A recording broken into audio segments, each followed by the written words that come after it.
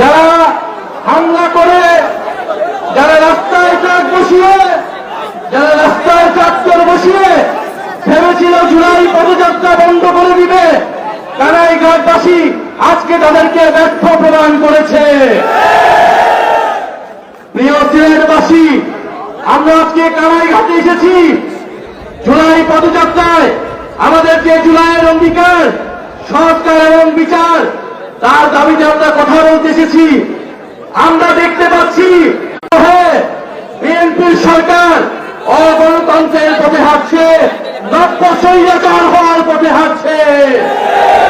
মানুষ কষ্টে আছে, গ্যাসের দাম বৃদ্ধি পেয়েছে, সবজির দাম বৃদ্ধি পেয়েছে, বিদ্যুতের দাম বৃদ্ধি পেয়েছে।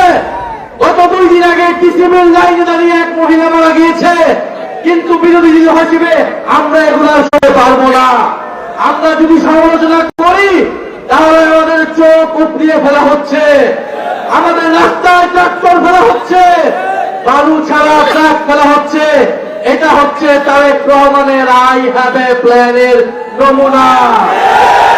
প্রিয় কানাইঘাটবাসী, অতীতে দেখেছি দমন করে, পীড়ন করে, বাধা দিয়ে গণতান্ত্রিক আন্দোলনকে থামানো যায় না।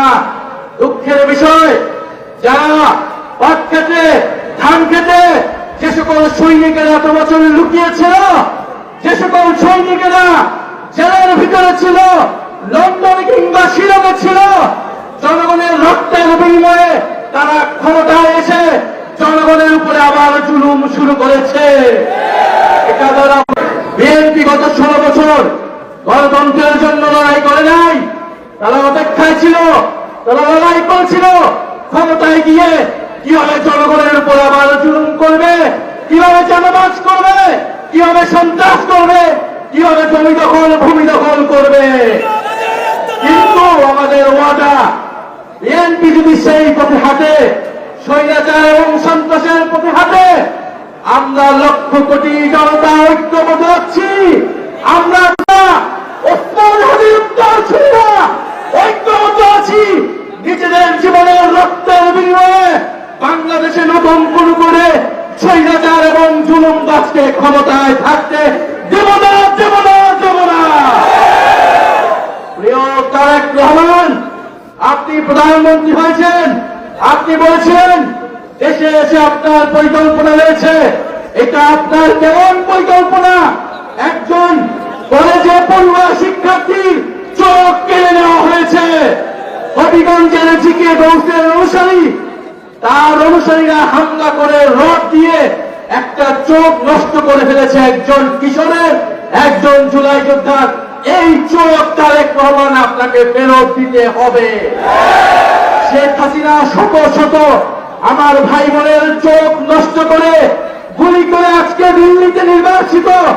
তারেক রহমান এই নতুন বাংলাদেশে আমার আরেক ভাইয়ের চোখ নষ্ট করে কি বার্তা দিতে চাচ্ছেন? বাংলাদেশের জনগণ এটা মেনে নেবে না।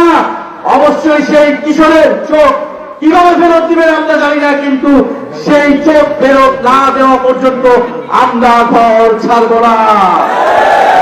আমরা জিয়াউর রহমানকে, বেগম খালেদা জিয়াকে শ্রদ্ধা করি, কিন্তু জিয়াউর রহমানের ছবি পোস্টার টানিয়ে, বেগম খালেদা জিয়ার ছবি পোস্টার টানিয়ে আপনারা সন্ত্রাস করবেন, জমি দখল করবেন, ভূমি দখল করবেন, এটা আমরা মেনে নেব না। বিগত 16 বছর এই দেশে মুজিবের নামে ব্যবসা হয়েছে, এখন আমরা জিয়াউর রহমানের নামে কোনো ব্যবসা হতে দেব না।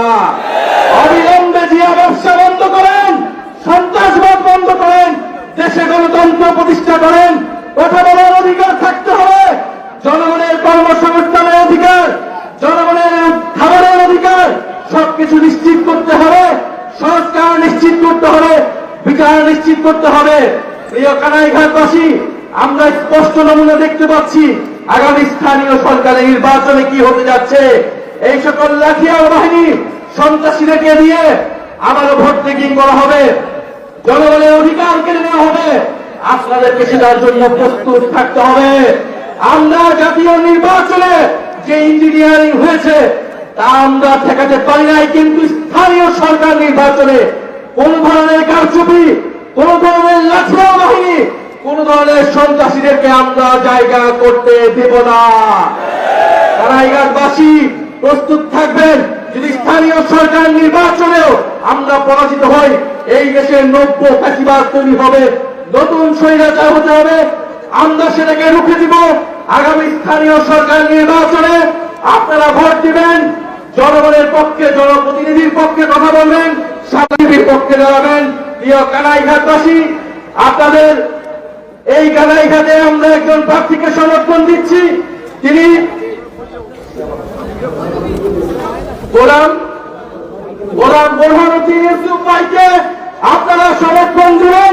তিনি কানাইঘাটবাসীর জন্য কাজ করবেন, সন্ত্রাসের বিরুদ্ধে, চাঁদাবাদের বিরুদ্ধে, দখলদারদের বিরুদ্ধে কাজ করে যাবেন।